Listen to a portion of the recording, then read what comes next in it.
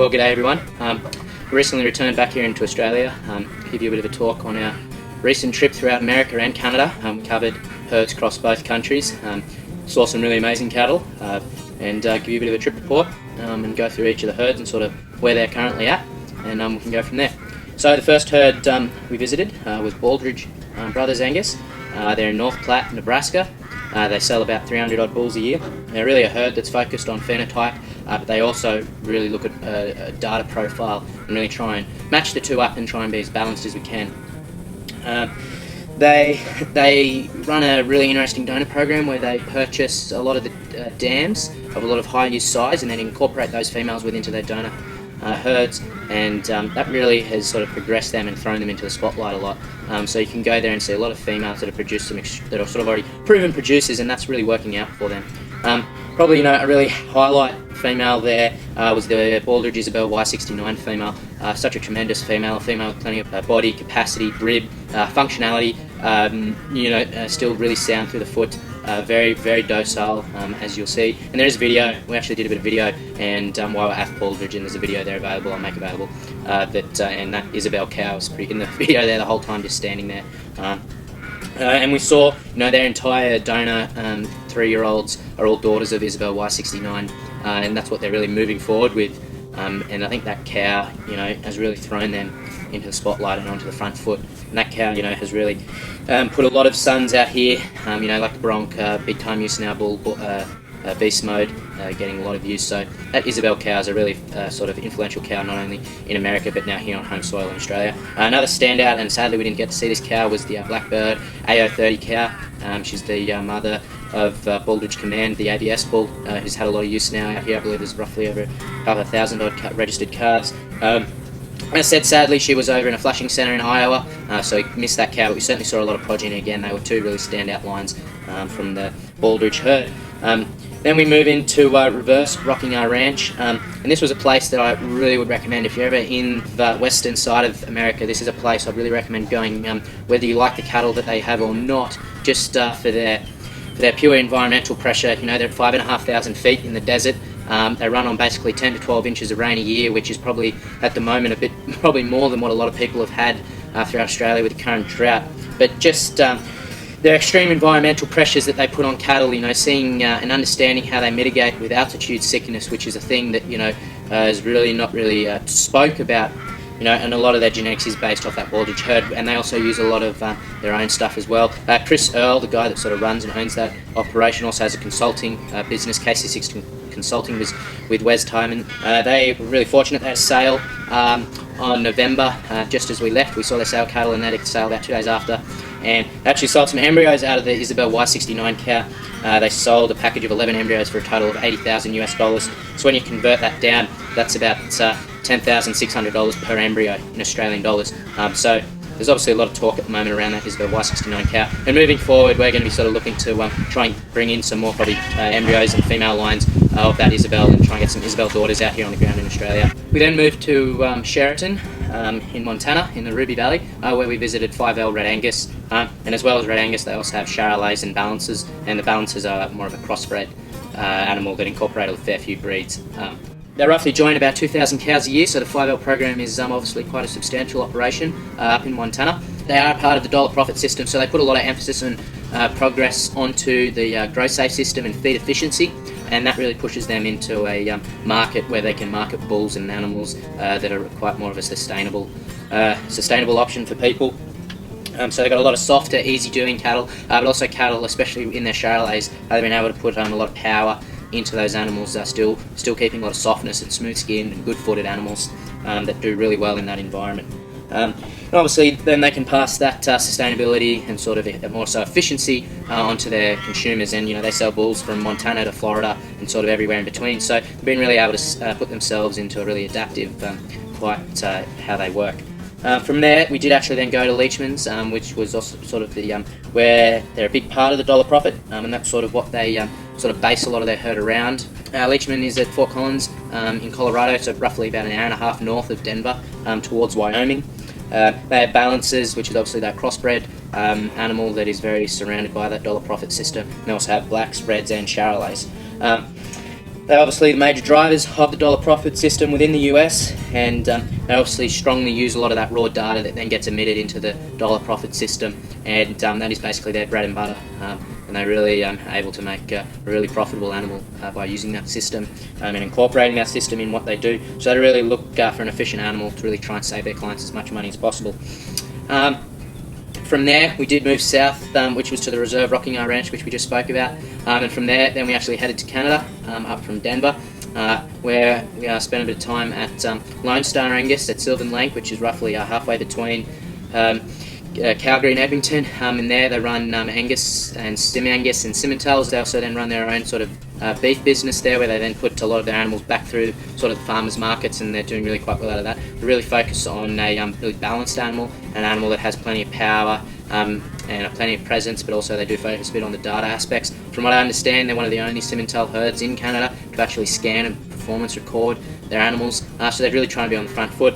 And then we moved down to Kudlow Pengus, which is in the sort of southern part of Alberta at Staveley, and they're really focused on the data side of things, and they do really well out of it. They're really carcass orientated cattle, but still cattle with heaps of power and muscling and shape and performance, and certainly those two herds are really two herds that I'd recommend visiting if you're ever in that Alberta region or North America region. It's not far to slip up and see them. They're absolutely outstanding people, and certainly would highly recommend the visit to them. From there, we also go to Bevins Angus, which again is in more central Alberta, and they've really changed their focus to starting to sort of look more on that data perspective, push their cattle into that South American market. They've just got some new laws in South America where data is sort of becoming a thing that the South Americans are just starting to look at, and so they've obviously been on the front foot and incorporating some data bulls into those herds, but still maintaining a lot of thickness, a lot of early maturing type patterns and cattle that really work in that environment for them. From there, we headed over to more the eastern side of the country to Ohio. We flew into Columbus, and then we headed down toward Ratliff Cattle Company, which is in Kentucky, more central Kentucky, and that's certainly a really interesting place in terms of topography. Very hilly, mountainous, a really wet region, a region where there's actually not a whole lot of cattle. We went down there and saw that herd, and a really nice herd of females. And they recently had a sale where a Baldridge alternative daughter sold for a lot of money, and they sort of deemed her as one of their best females that they put out. And so that was really nice to see. From there, we then moved north to Maple Crest, which is in southern Ohio. And that's a really good program there with John Grimes, the guy that's sort of the father of that family. Very functional cattle, but they also have exceptional data within those cattle. They sort of have a very good relationship with the Gardner herd, so obviously a lot of their genetics are incorporated with the Gardner herd, and they really go to that Gardner herd and look for sort of the better phenotype cattle there, and then they can incorporate that into their own herd. They also run a Simmental program.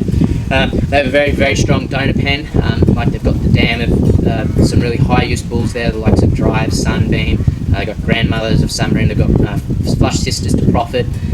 So they've got some really sort of high-end females there that they really use in their donor program and make the best value out of. John, the guy that runs that program, just very recently retired from the Ohio State University. He's their beef specialist, and now he's actually the chair of the board of the Certified Angus beef sort of program they run in North America. And just in the year of 2019 alone, they sold 570,000 tonnes of beef across the world. So it's certainly no little operation, and that CAB brand is something that has really put the American beef industry on the front foot when it comes to more of a branded beef product, and that is something really interesting to talk to John about, and I really highly recommend going there.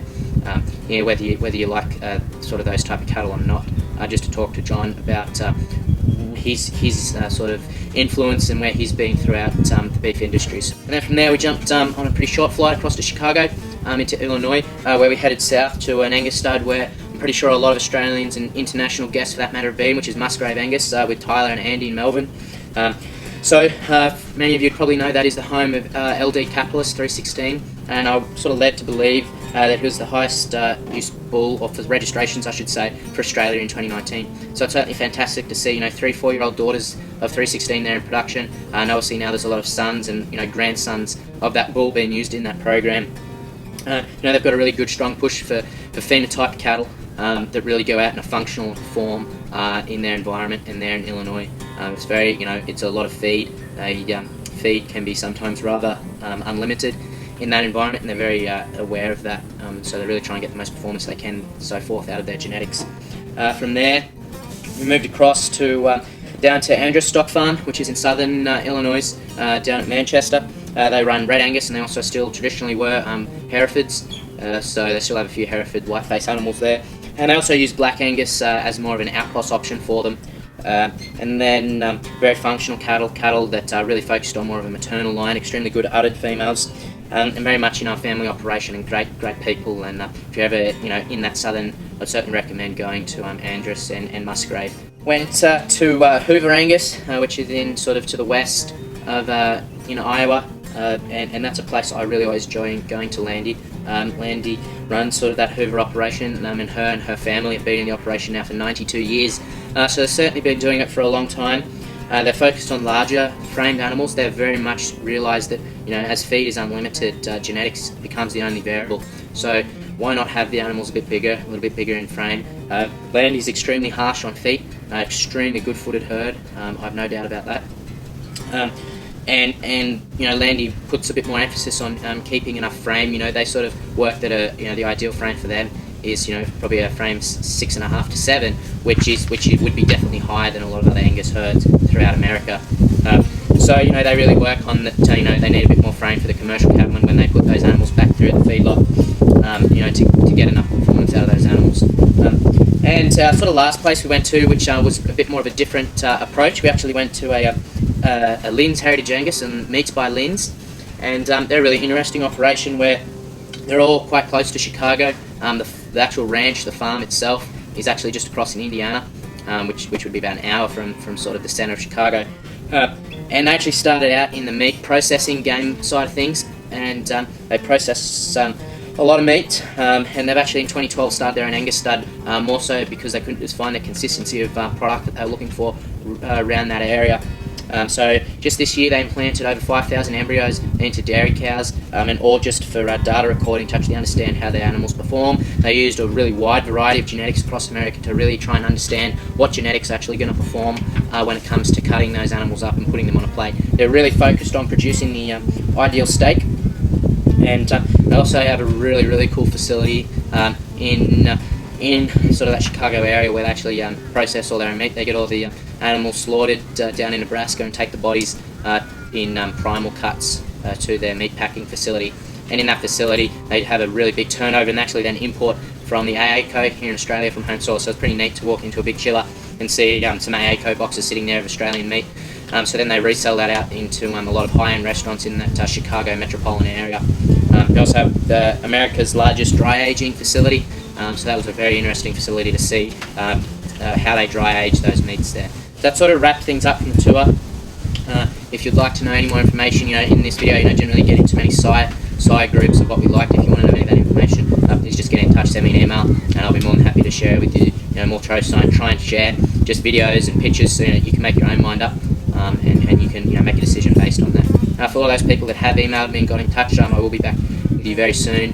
There's a lot of emails there that I'm slowly getting back to, so I certainly haven't forgotten about all them, so I will be in touch over the next coming days. I guess thanks for watching, and as I said, if you've got any questions, want to know more information, please let us know. We will have some pretty exciting bulls coming to Australian shores over the next couple of months, so stay tuned for them. And I guess also thank you to everyone in America and in Canada for hosting us. As always, the hospitality was second to none, and the cattle we saw were really fantastic, and certainly thank you for hosting us on that trip. So thanks for watching, guys, and cheers.